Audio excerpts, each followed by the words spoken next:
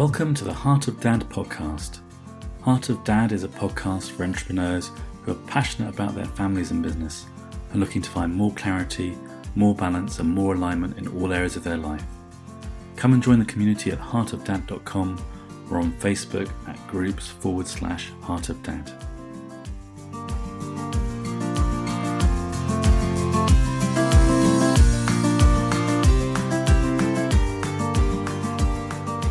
This week on Heart of Dad, I'm delighted to be interviewing David Key. David is an Amazon #1 best-selling author, award-winning coach, principles teacher, NLP trainer and master trainer of hypnosis, dedicated to helping people realise their goals both personally and professionally, and to lead a more satisfying life. Over the last few years, some 55,000 people from over 40 countries have invested in one of David's award-winning, dynamic and innovative online and in-room coaching programs. Now David is teaching a new understanding in psychology, the 3 principles. Through coaches like David, it has the power to transform the world. A leading teacher and practitioner of this revolutionary new paradigm known as the 3 principles, David was one of a select group of coaches to be personally mentored by Doctor George Pransky, the man who is famously described by the English philosopher and writer Colin Wilson as the greatest psychological mind of our time. The principles, in David's own words, have turned conventional Freudian analysis on its head, sweeping away a century of misunderstandings about the way in which we human beings experience and process reality. The insights he has gained have transformed David's life, both personally and professionally, and he now spends all his time taking the message to other trainers and coaches, to businesses and private individuals. And David's also an ambassador for A Slice of Happiness. This is a pro bono program especially designed to transform the mental health and well-being of the homeless population. So this week, I'm delighted to welcome David Key onto the Heart of Dad podcast. And David has a very special place in my life because he's the person who introduced me to a whole new way of seeing life through his inspirational course. And things have moved on enormously in my life since then. So I'm so delighted that David's made time to come onto the podcast this week. David, hi. Hey, Matt. I'm just sort of reflecting on what you just said. I was like, I didn't realize. I know I had you in the conversation with me, but I didn't realize I had a place in your heart like that, and I'm touched. So thank you. Yeah, definitely, David. And I'm really been looking forward to this conversation because, well, I know some of your story, but you're very open with it, and I think there's going to be a ton of value for people listening to the podcast. But sure. For people who don't know you, can you just introduce yourself a little bit and tell us who you are? Sure. Just an average guy. I got into the world of personal development because I think I've always been a seeker. What I mean by seeker, for those who might be curious what that means, somebody looking for the magic pill, the secret to happiness. I started off my journey probably when I was a young boy. Passed from pillar to post by parents who were very insecure, always angry. Father was an alcoholic. And I think I grew up feeling a little bit lonely, no brothers, no sisters, and shipped off to boarding school when I was between 8 and 10, and learned to become very independent. I think I was, if you say I'm honest, open and honest, as I reflect on that now, realize that I was just looking for a loving feeling, but outside of myself, I was, seeking to feel better because I wasn't necessarily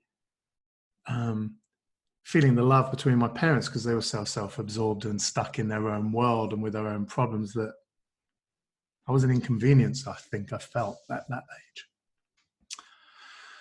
So in my heart, I was always seeking, thinking, if I please people, if I'm nice to people, and I learned very early on, sort of at 10, 11, because my mother didn't have much money, that if I go out and knock on people's doors with a bucket and a sponge and say, would you like your car washed? To earn a bit of pocket money, a nice smile and doing a good job, I always got praise. So straight away, I'm training myself to get a good feeling by providing a service to other people. So I think that was the start of my journey. And I left home at 17. And I ran 3 jobs, worked in a couple of pubs, did a bit of DJing, and ended up working in the IT industry. But got fascinated with hypnosis.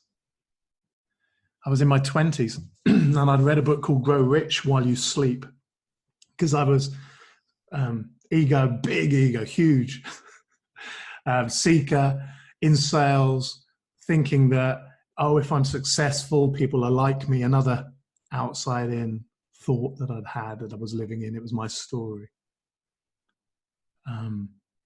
But I was fascinated with hypnosis because I went to a stage show in Blackpool with a friend called Russell, who was extremely shy.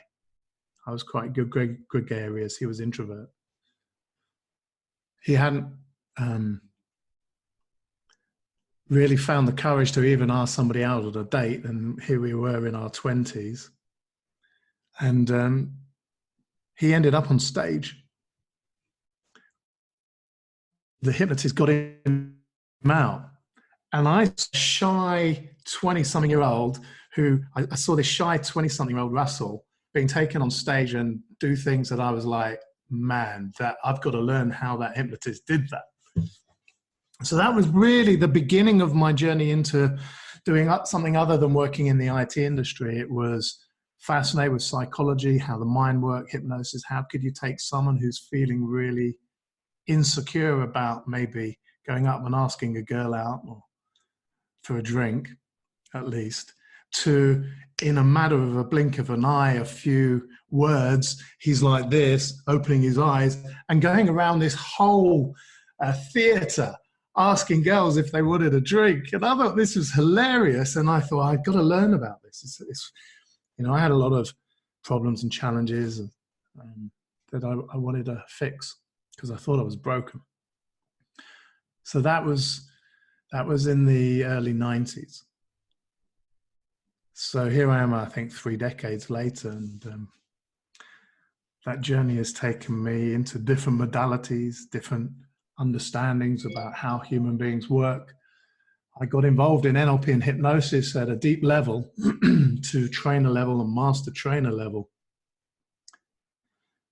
And I could swear to you, to this day, I had made a decision that there would be no other modality that I would ever work with. Tried them all. Hypnosis and NLP was where it was at.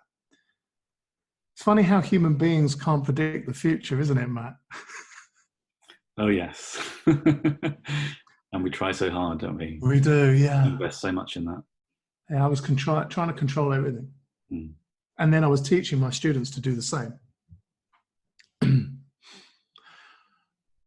So it wasn't, it was an innocent mistake, and I really helped a lot of people with those modalities, hypnosis and NLP, helping people overcome fears, phobias, pain, anxiety, with intervention. Until it was 8 years ago, 7 years ago, coming up to 8 years. Can't believe it's gone so quickly. That I encountered a personal challenge in my own life as a dad, 2 kids, 2 daughters, who were very young. I had a 3-year-old and a 6-year-old at the time, and my wife, Anna. And we encountered what many would think would be a situation in a marriage that would generally end it for most people.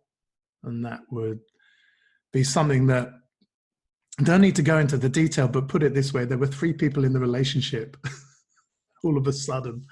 I'm laughing now because I sometimes hear myself sharing on a podcast where there could be thousands of people listening and go, I would never have shared anything like that. I was too proud a man, too insecure, worried about what people would think and judging me. And actually it was the best thing that could ever have happened to our relationship. Our relationship as a husband and wife, as friends, my relationship with my children, the fact that our marriage was going to hit the rocks because of an affair.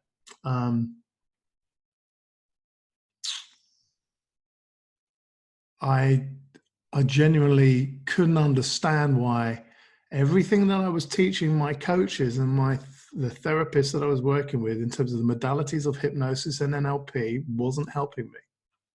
I was struggling, really, really struggling. You'd go to bed at night, have thoughts about driving off a cliff. In turmoil inside, angry. It felt like a bereavement at some level. In fact, I remember describing it to a friend once. I said, when there's three people in a relationship and you weren't expecting it or didn't see it coming, it feels worse than when my father died. I said it feels worse than the bereavement. I guess because the person was still alive, my wife, right?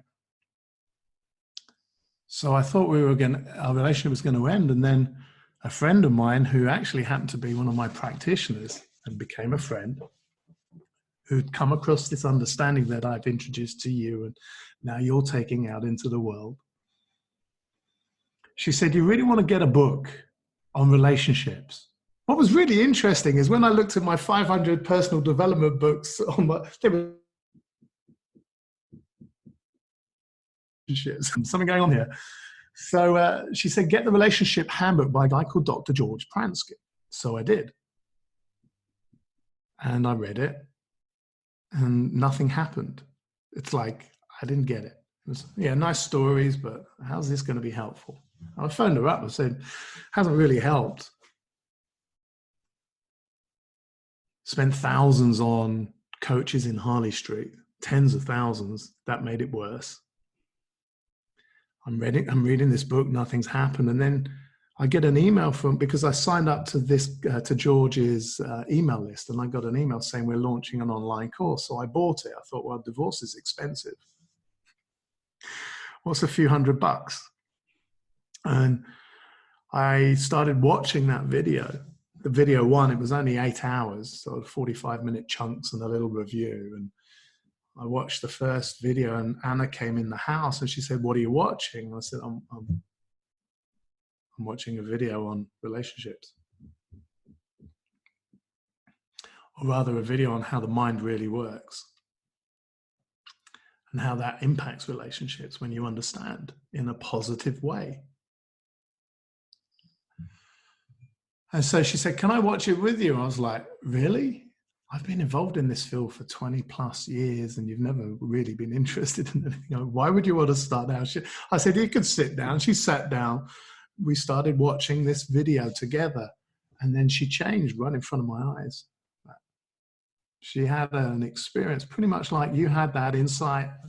I'm sure we'll have a conversation around that. But she had such a major insight that she looked different. She turned to me and said, you know, doesn't matter who I'd have been married to, this situation would have always happened. And we're going to just be fine. And I was thinking, I'm not even sure. I haven't even decided yet if we're going to be fine, but what's going on? This is really just bizarre. We've gone from going like this to all of a sudden one person saying, no, we're going to be all right. And I'm like, this is curious. It was about 3 months later, nothing had happened with regard to me, but Anna kept improving and looking different and being gentle and soft and more loving. And I was very curious, but also frustrated. Because I'm hearing these videos and playing it over and over again, rewinding the videos, going, why isn't it working on me? My intellect was up there, trying to work it out. And then one day when I wasn't thinking about it, I was here by that kettle over there, making a cup of tea.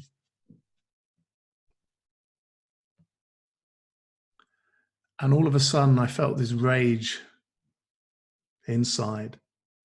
I'm pouring a cup of tea. I'm pouring the hot water onto the tea bag. And I was so furious at what had occurred in our relationship. I was playing the past out in my mind, but I didn't know. And I was feeling my thinking in the moment, but I didn't know that that's what was happening. And then I had this insight. Just popped in. Anna's not here. She can't be making you angry. Stop laughing. Tears come down my eyes. I'm feeling this loving feeling, thinking, shit. It's true. Every experience we're having in the moment is coming from our own thinking, and that's all that we feel. It's that simple. There is nothing to learn, nothing to do. I see this now, obviously, years later, having worked with George, and hung out with him for the last 7 years, pretty much every year, teaching you and sharing this understanding as it gets deeper and deeper, and starting to see that life, when you have this understanding, you can thrive. You can really thrive. Your role as a father, as a husband changes. I think it's an amazing story, David, and thank you for sharing it. I mean, I've heard it before from you, but every time you tell it, it never fails to move me, because I think, as you were saying at the beginning, so many people in that situation would end up in a very difficult, different, more painful situation, and you didn't. What I heard this time, I suppose, that made me smile was that when Anna's wisdom shone through and she sat down to watch that video with you the very first time. Yeah. It's like, you're saying, well, never in all that time of my work in personal development, she'd taken a great interest, and suddenly something spoke to her, and her wisdom kind of guided her into that moment of sitting with you, and everything flowed from there. And of course, your own journey flowed from there too. Isn't it amazing how we sometimes don't even see that that's her wisdom shining through, guiding her to sit down in a moment because there's a message coming and it's just for you. Yeah. Yeah. Yeah. I'm so grateful for that having happened. And the change happened the right way round in hindsight as I think about it. Otherwise, she saw first and became curious in the understanding. And then I was curious at her change. Yeah. And that's when I got on a plane, and when I met George, I was like, I got to find out what this guy did to my wife. and shake his hand as well. Yeah. I mean, we're going to talk about your role as a father, but there's a couple of other things I wanted to pick up on in your story. And I think you're talking about kind of your childhood and the impact of your parents' relationship on you, and that seeking that you went on. And then you talked about getting into the IT industry, and you're in sales. And I really had a sense of you in that time as kind of the prototypical alpha male, really going for it, very driven. Yeah. And when you've shared elsewhere, you've talked about kind of success was important to you, material things were important to you at that time.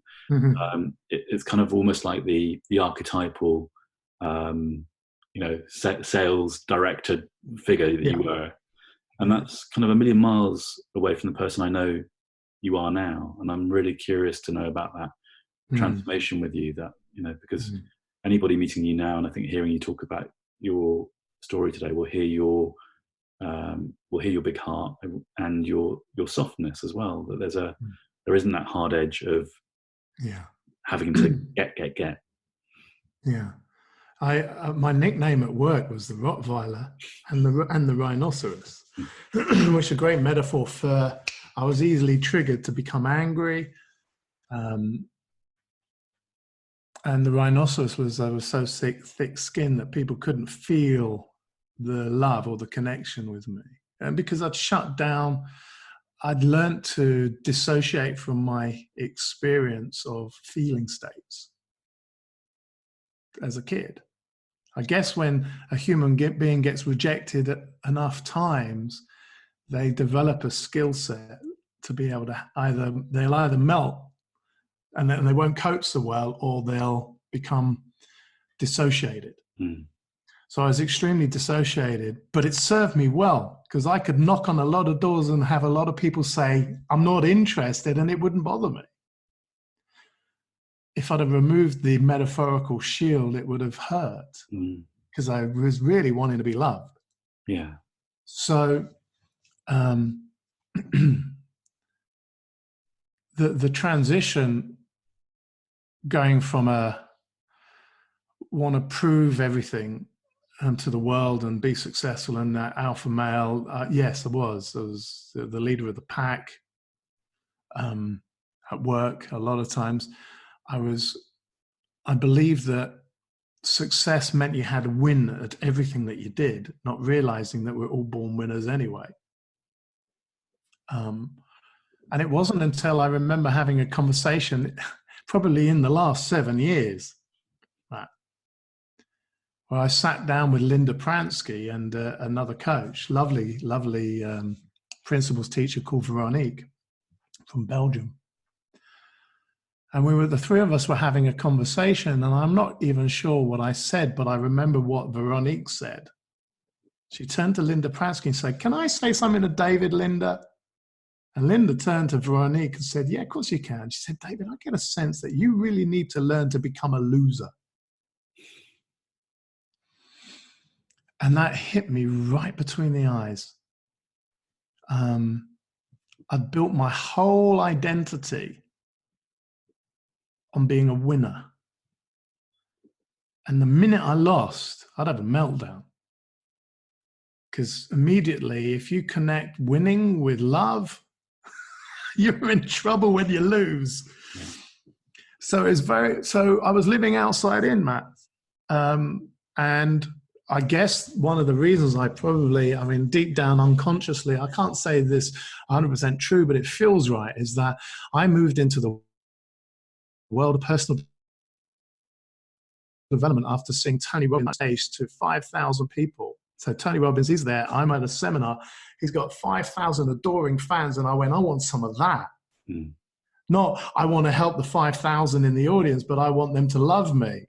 Mm. So I ended up moving into the world of personal development and become and get to the top, to win, to become a master trainer, a top trainer. It was a slow burn. I got there because I thought, if I can just help people, they'll love me more. Right? Now I don't care, but I do, if you know what I mean. It's like I'm not doing it for that feeling anymore. Yeah, you're not doing it for that feeling, which is very different, isn't it? Yeah. Yeah, it's a different type of caring, isn't it? So you come out with the bigger heart. Mm-hmm. There's no, I'm not doing it for love because I know where that comes from now. We are love, right? In a bodysuit. I'm really curious, David, to know, in that sort of before and after world, before, what kind of dad were you? Ah, man. I was a dad that had built up this idea that a good dad is a dad that's out there earning a good living and providing for its family.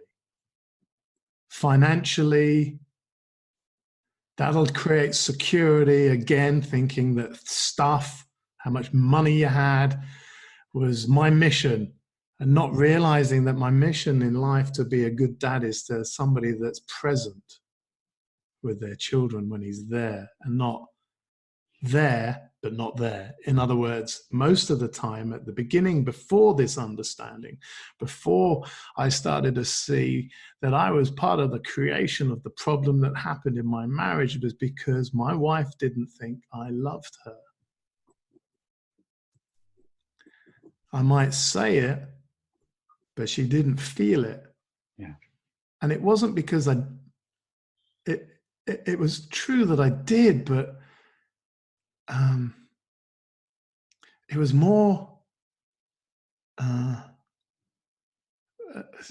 just words. Well, when you said, I was thinking about that when you were saying about wearing that shield, the shield, yeah. To kind of prevent feelings getting at you or feelings at it. It does. It's not permeable, right? It works both ways, doesn't it? That's it. But it was also because I was in my head in the future always. So I'd come in from a meeting or coaching session with a client. I'd be thinking about the next one and, I've got all these things to do. And then Anna would say something. I go, pardon, what did you say? So I wasn't quite here because I wasn't present. I wasn't in the moment. And we can't be in a loving feeling if we're in the past in our head, thinking about what happened 5 minutes ago, what happened a year ago. Or we can't be present and in the moment and connected with our children, with our wife, as I see it for me now, if I'm thinking about what's happening next. Stressed all the time, worried, thinking I've got to get more success. I've got to give them more security. And all they really wanted was dad to be present. So that's the sort of dad that I was. I was there, but I wasn't there. And then when I started to see that all you had to do was be in the moment with your children and your wife, and they would feel your love, and man, when I first started, it might be just 5 minutes a day. I'm present for 5 minutes. Do you know those 5 minutes could last a week? In other words, that connection time, that feeling. And then it's almost like as it became a habit of me shaking that future thought away and just, sorry, sweetheart, I'm here with you now. Boom, the connection's there.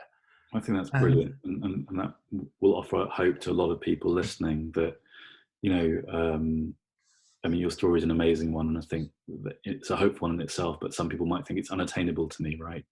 Well, David had some kind of enlightened experience. You know, he came to, putting it simply, you came to your senses in the kitchen over your cup of tea and you saw something.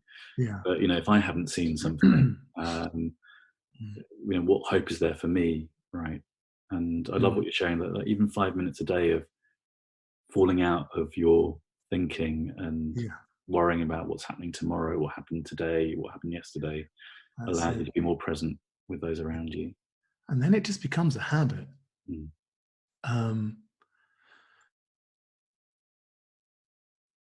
From having the future was going to be to, so going from business planning, having this is how it's going to be in 5 years' time, to realizing that no human being on planet Earth has ever really been able to predict the future successfully. So let's not think about that.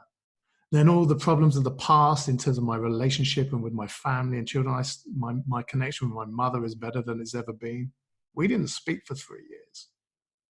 We now play golf together. That's bizarre. And nothing had to change. In other words, the people listening might think, oh, well, so what do you need to do? How do I make this happen to me? I'm like, in my mind, I say, well, I didn't have a plan to make this happen. I was just looking for peace of mind and I didn't know it. And I thought peace of mind and the feelings of security, and in other words, the insecurities falling away, would come from me having a successful business or buying a flash car as I used to back in the day, Matt, hoping that my friends would like me more. I laugh now. Well, the paradox, as I see it, David, is that, you know, your business is booming now, right? It's kind of, you know, you've gone from that insecurity about it to having a deep confidence in that your business will flourish and continue to flourish as it is, right? You're touching a lot of people with the work you do. Yeah, I still have my moments of insecurity, Matt. And this is another thing I think that I've seen along this journey is, even after sort of being in personal development for 30 years, coaching for around that sort of time, even the short period of time that I've been working with this new understanding, okay, which is 7-8 years, I still wake up going, oh my God, how am I going to pay the bills next year or next month or next week? And then I drop back into, that's just my intellect. That's my insecure ego, just worried about what people might think if it fails. And I drop into a beautiful feeling, and wisdom will come and tap me on the shoulder and say, just do this. I couldn't do that if I had a big, long plan. Because you can't predict what's going to come into your mind next. We don't know what the next thoughts are, the next ideas, what's going to happen in the outside world. So my guess is this will be slightly uncomfortable listening for many entrepreneurs, right? That's, you know, this podcast is for entrepreneur dads, and I've been in that place. If I tell the story now, how when I had my business, I started with 3 other friends. We used to meet quarterly. Like, one of us lived in London and the rest of us lived in Brighton. We used to meet like halfway between the two places in a pub, and we'd spend the whole day doing our strategic planning for the quarter, and you'd get flip charts out and it'd all be very energized and exciting. But you could guarantee within 3 weeks that would be in the bin, because you know, some things were predictable, but some things were completely unpredictable. And that idea of trying to gaze into the future with any great certainty seems absurd to me now. Well, it does to me now, and that can be really freaky for a sales director who's just been given a target of 1.2 million that he's got to achieve, and you've got to sit down and go, right, oh my God, how are we going to get that in the next 12 months, which would be an intellectual way of approaching a problem, which can be really useful, especially if you worked somewhere else and you had a past experience where this target, you'd already gone through the process of, I know exactly what we need to do. But if you've never experienced that size of opportunity target, it can be very difficult to say, you know what, you just sit back and it'll work itself out. Yeah, I don't think we're going to make any friends by suggesting. Absolutely not. But let me give you an example. Mm-hmm. Let me give you an example. At the beginning, sort of the second week in December, I was sitting there looking at the business for coming to the end of the financial year, seeing that we've grown. I was really grateful for that fact. And I'm thinking, okay, 2020, new decade, new beginning. I tend not to do detailed goal setting, but I do have visions. In other words, this is where I'd like us to be. And I have a figure in my head and I'm like, wouldn't it be cool if we could do that? But you know, life's going to be okay if we don't. It's not, oh, I'm going to be loved more if we do that, which is the old school way of thinking for me unconsciously. So I thought, wouldn't it be great to do that? And I'm sitting there going, how on earth are we going to double the number? Because I thought that would be good. That would be cool if we doubled our revenue. I have no idea how to anyone. And then I get a phone call from John, you know, John. He goes, I woke up in the middle of the night with an idea. I'd like to run this. How would you like to have partners promoting your business and invest in your business for the privilege? I was like, I don't know, sounds like a good idea. Really? Would people be interested in that? Well, it just sort of unfolded from there. Here we are sort of about 4 weeks later, Matt. We've had 29 individuals sign up to partner to promote my business. And I'm sitting there going, well, that's how we're going to do it then, is it? Because I have had no involvement. And I see that as the intelligence. You put a vision out there and something shows up and you just take the next step. Yeah. It's so much more liberating doing it that way than trying to control the future. So I really want to sort of draw attention to the distinction you're making, because I think there's two things that you're pointing out that are really important that might resonate with people. One is that your past experience can be useful. It's not about discarding, you know, if you know how to do something, that's all valid, right? Absolutely. But being attached to that to the point where nothing new or fresh can come in means that you might be missing kind of the gift that the wisdom of life might be giving you. That's right. I have never, ever put an offer out in all my time in business, and I've been working in the corporate and business to consumer for a long time, had an idea. I know I'll put this idea together and lots of people will be interested in promoting my business and paying us for the privilege, and we'll pay them this amount of money and everybody's a winner. It's never had that thought. It was somebody else's thought. But that's, again, how we're all connected as human beings. And I put a vision out, the intelligence comes through, and then somebody goes, do you know what? I've got this idea. And you're right. If I'd have put a 27-page business plan together on how we're going to achieve our numbers, that idea would not have been on there. Right. No space. Therefore, I would have missed the opportunity by being rigid, wouldn't I? Yeah. Yeah. So beautiful. So the understandings allow me to be more open to nature, the nature of life, and wisdom that comes through nudging me to do the next thing. So I have more capacity to be present. Fantastic. I want to come back to something you were saying earlier. Sure. I've been asking other dads about, and I think, you know, because you have this understanding of the principles that you're sharing, you know, you may have a different answer from other people. But I want to talk about anger, because you were talking earlier about, you know, obviously when what happened in your relationship happened, you know, you had anger, which is perfectly understandable and normal. But I want to talk about anger in relation to being a parent. Because there are times when, you know, in my life, it still happens, that being a parent, it feels like it pushes me into a situation where I have a lot of anger. And it's usually around control, you know, because I think it's partly being a dad a little bit later in life than some of my friends, having had more time where I thought, you know, my time was purely my own, and it isn't now.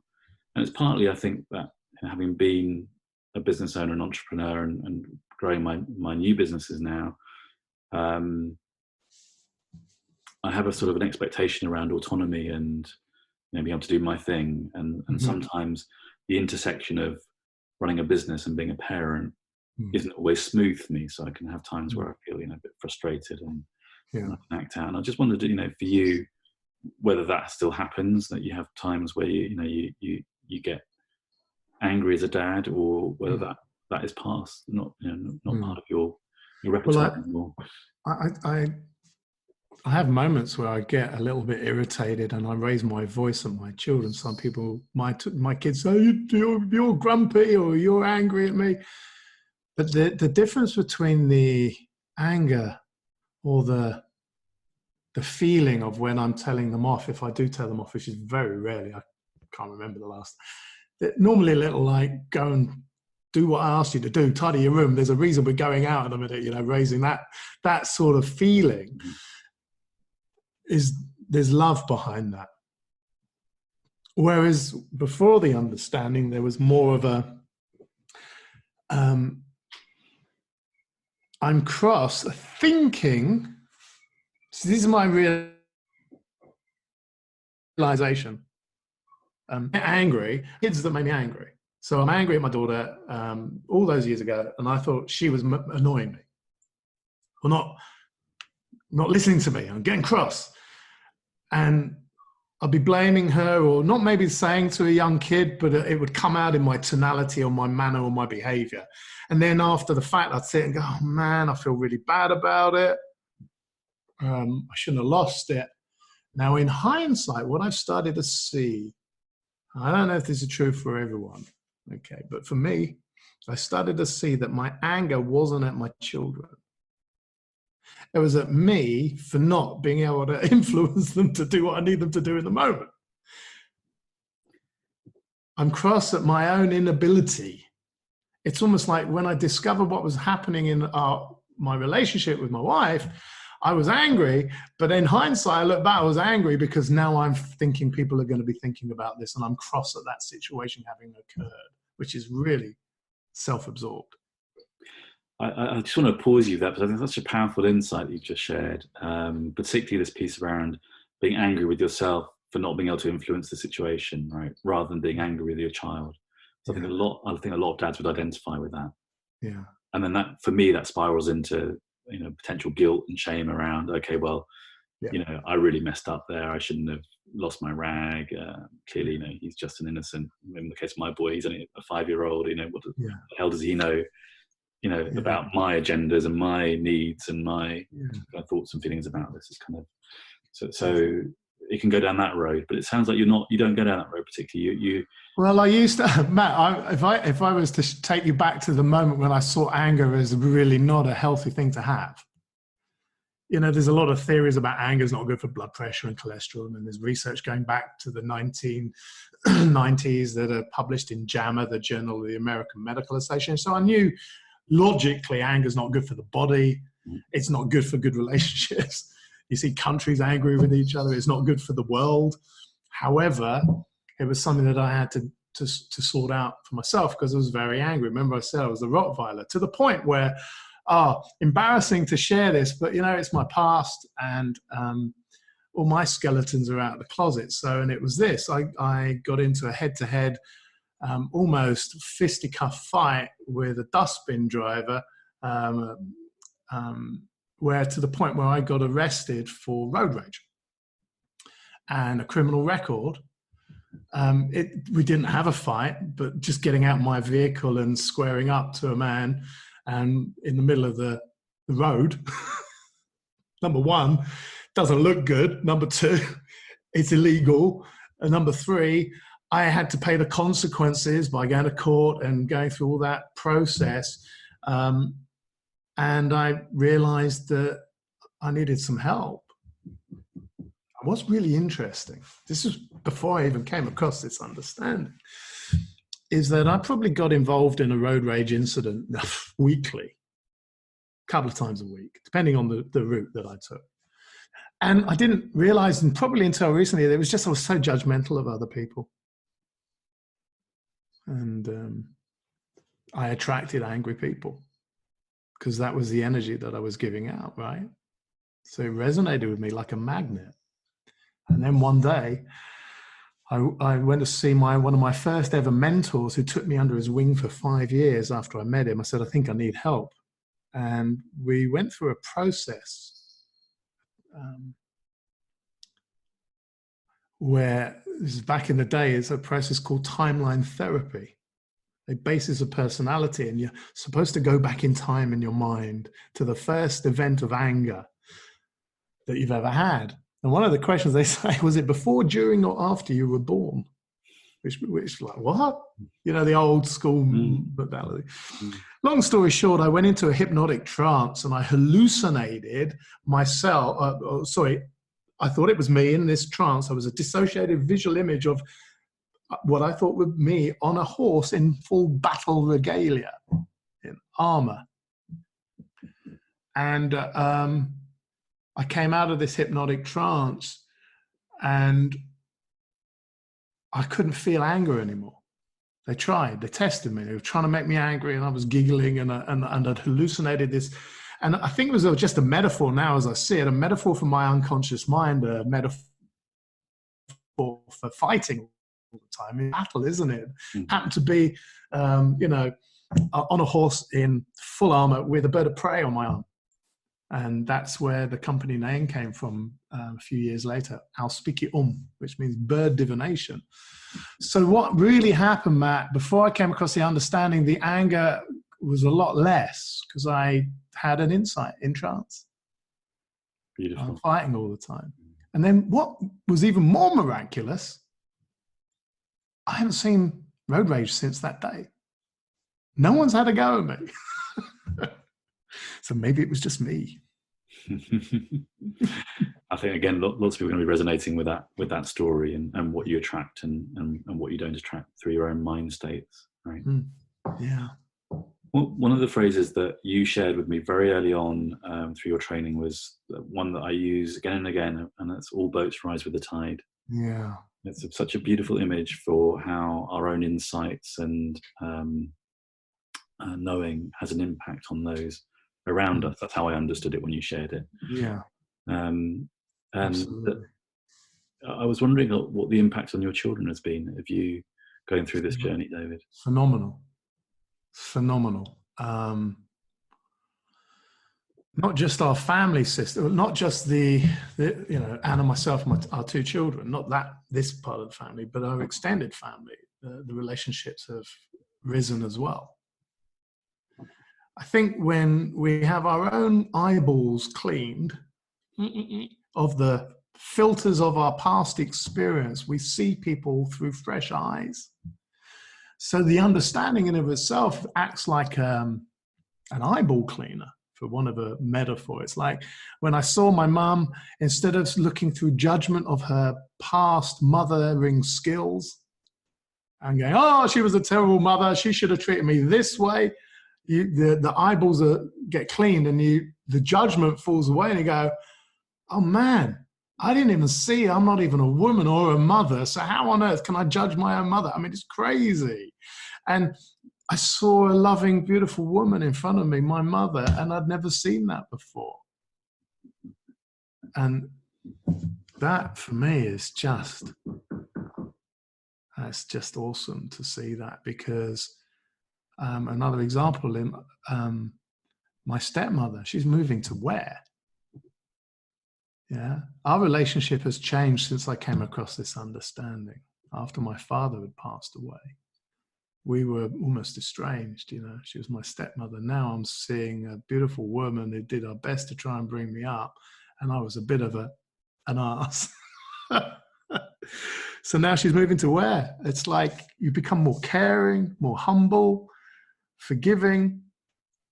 So yeah, if my kids mess up, if we have a disagreement in this house, a little argument, it's blown over in a couple of minutes, and we don't go there anymore. We don't go, well, you said this yesterday, because we know that's not helpful. That's such a good one, yeah, and such a simple thing as well. That's a big change I've seen in my relationship and my life as well. Yeah. That I used to ruminate over things and play Yeah. arguments and discussions, and all the things I wish I'd said and hadn't said, or wish I hadn't said and should Yeah. have Yeah. said, and That all that one. stuff. Going on and on, and now it just, when it's gone, it's gone. It's Yeah. So not only was I a Rottweiler and a rhinoceros, but I was also an elephant. mm, Never forgot. Always brought those little ones up in an argument from 5 years ago. But do you remember when? Now I know. Don't go there. Now people know that intuitively, or they don't. yeah, yeah. It's common sense, isn't it? I mean, when I It saw, is logical. I never Yeah. saw it until I saw it. And when I saw it, oh my gosh, yeah, it was Yeah. such So simple. common sense. So simple. Yeah. But you see, unfortunately, I think, for me, having such a big ego, back in the day, I didn't want to lose, remember? So I couldn't lose an argument. So I'd keep going at it until I won it, until I'd worn her down. And then there goes the love. And what good was that to anybody?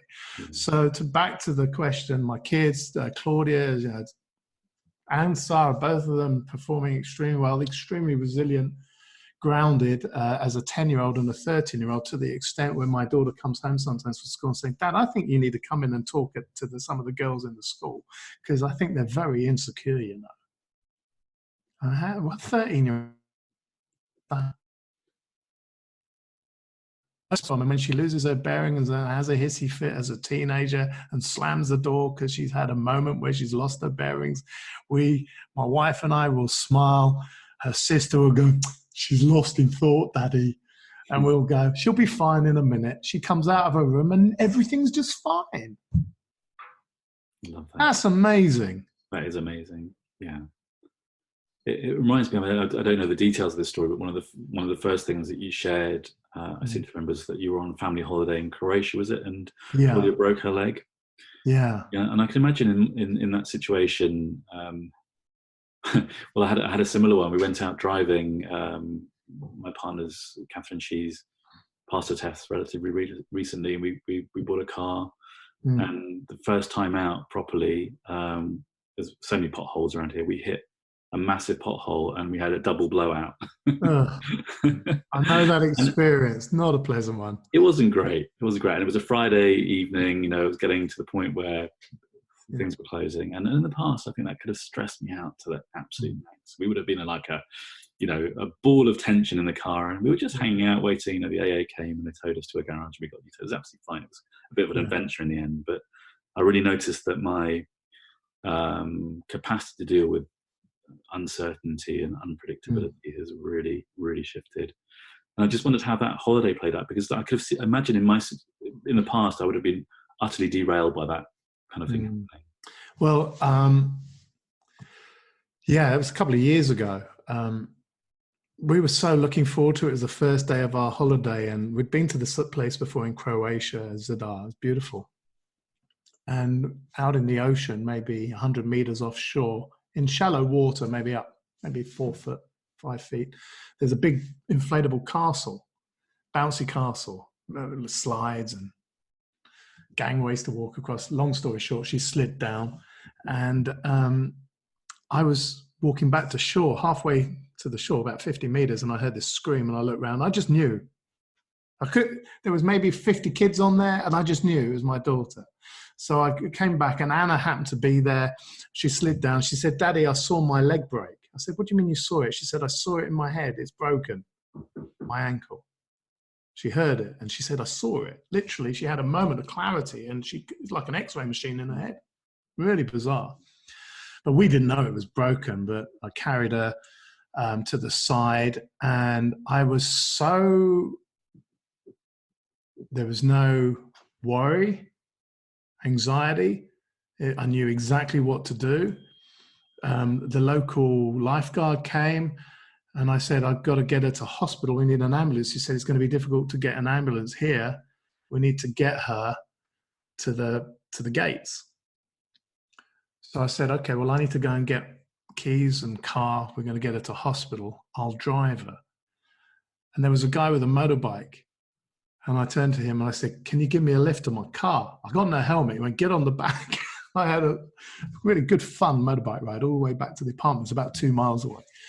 Grabbed the car, came back, took her to hospital. And all the way through it, I was just in peace of mind. I knew everything was going to be just fine. Everything was going to be fine. To the point where she was so reassured that it wasn't a problem. The pain subsided, she was okay, and everything worked out fine. But if that had happened in the past, that would have been blown up into a major drama. Major. But what's really interesting was the day after, when I put a post on Facebook about the experience, then I felt the anxiety. And what I've started to see is that in the moment when something serious happens, it's almost like, and George Pransky explained this to me as well. He said, you know, a lot of the victims of armed robbery that he's helps with their psychology always describe having peace of mind and clarity in the moment, and the fear comes after the fact. And that's exactly what happened to me. You know what to do when there's a catastrophe going on. It's the ruminating afterwards and going over it and playing it over and over in my mind. And when that started to happen, I went, I'm not going to go there. I'm going to let thought do its own thing. And there was no post-traumatic stress or anything like that. Amazing. Yeah. Amazing. It's such a great story. I think it would reassure a lot of people listening as well that, understanding, because I don't need to go down. Yeah. Yeah. You don't have to go into a state of panic. You've got everything you need to be able to cope with a situation. That's it. Everybody has.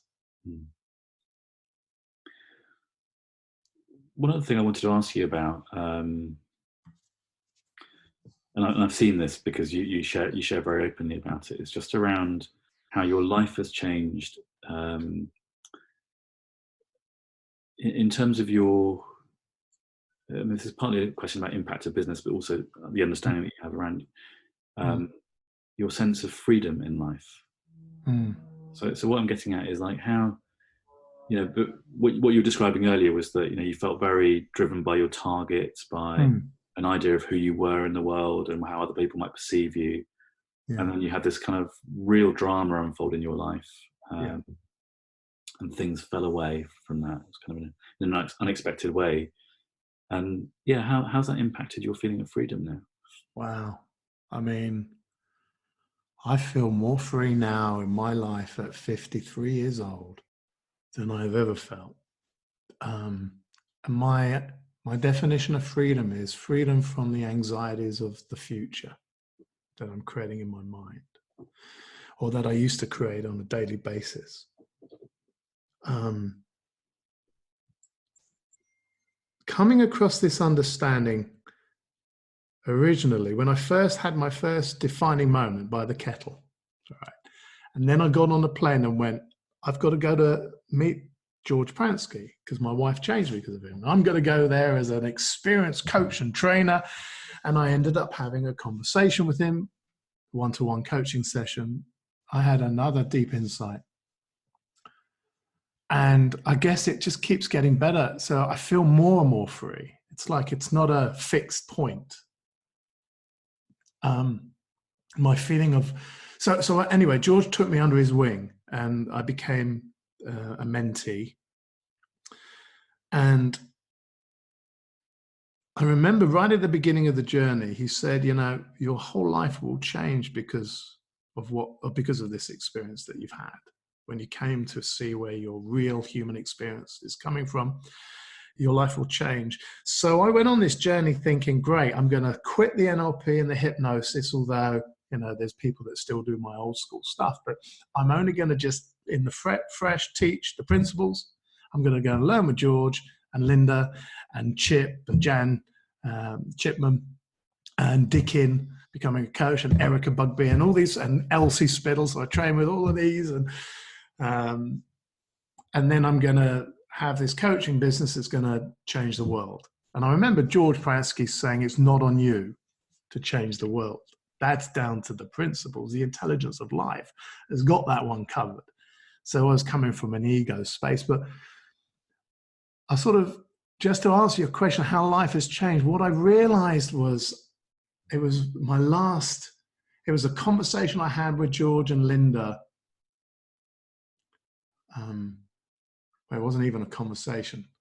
It was an invitation that I had from George and Linda to breakfast on my last day in Lacona, before I was heading back to the UK after having lived on and off with them for 6 months, 7 months. In fact, it was longer than that, coming up to about a year of elapsed time.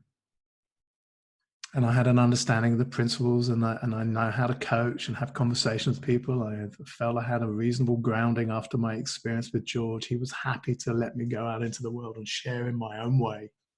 And I'm like, yeah, I'm good to go. No certificate, but in my mind, I'm ready to change the world in my own little way. And then I walked into their house. I sat down for breakfast as Linda was frying eggs and asking me if I wanted syrup on my pancakes.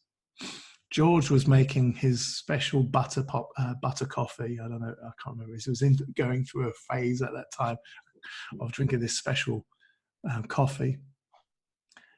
And he asked me if I wanted one. And then I was just so filled up in that moment of love from them to me, as if I was their son. And then I had this, I welled up, and I remember having the thought, oh my God, I realize what you've been showing me. It wasn't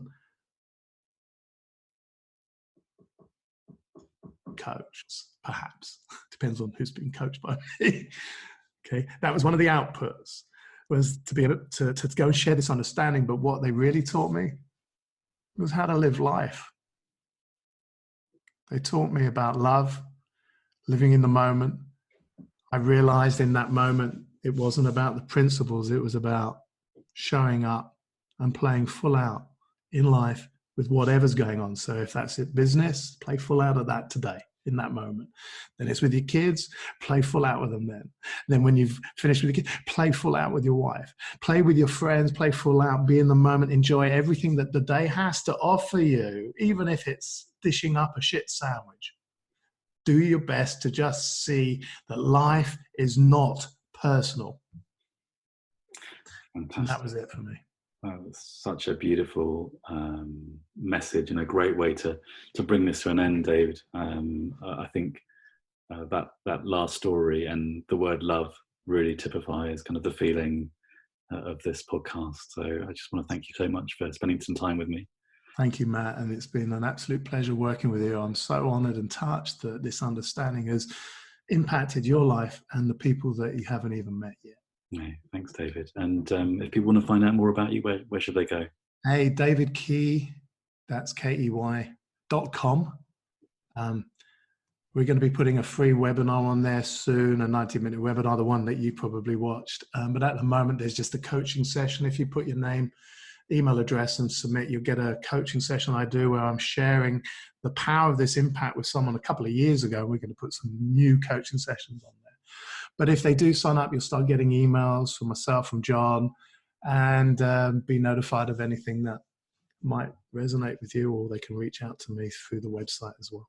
Fantastic. And I really recommend it from personal experience. Appreciate Thanks again, it. David. You're welcome, my friend.